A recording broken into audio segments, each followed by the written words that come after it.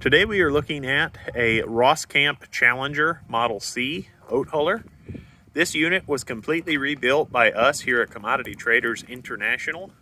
This unit was sold and it was never used. The unit is in like new condition. It was completely rebuilt by us here at Commodity Traders International. As you can see, all of the augers still have the paint on them. The unit is in just perfect condition. This unit also has a split shaft and it has two independent motors. So the motors can be manipulated independently of each other. There's another nice feature of this unit. This is somewhat of a rare machine to have in this condition.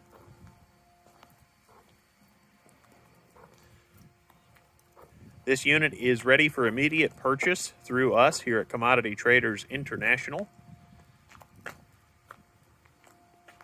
For all other seed, feed, grain, recycling, and research equipment, please feel free to reach out to us. A link to our website will be in the video description down below and following the video. Thank you so much for watching.